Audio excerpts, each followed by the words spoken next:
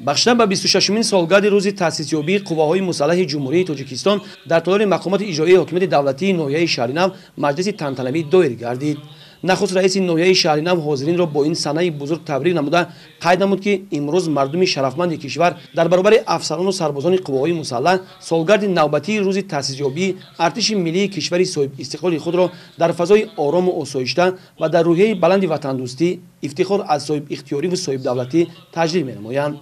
қувваҳои мусаллаҳ яке аз рукнҳои воқеан бунёдӣ ва муҳимтарини давлат ва сипари бо эътимоди ватанамон мебошад, ки ҳанӯз дар оғози ба истиқлол расидани кишвари азизамон таъсис гардида роҳи хеле мушкилу сангини таърихиро тай карданд ва ҳоло қодиранд амнияти давлату миллат ва ҳифзи марзу буми кишвару пурра таъмин намоянд. аз тарафи роҳбарияти мақомоти иҷроии ҳокимияти давлатии ноҳияи Шаҳри Нав ба собиқадорон, ба кормандони комиссарияти ҳарбӣ ва ба сарбозону афсарони қисмҳои низомии дар ноҳияи Шаҳри Нав ҷойгир буда баҳри хизматҳои шоянашон бо сипоснома, ифтихорнома ва тӯҳфаҳои хотиравӣ сарфароз гардониданд.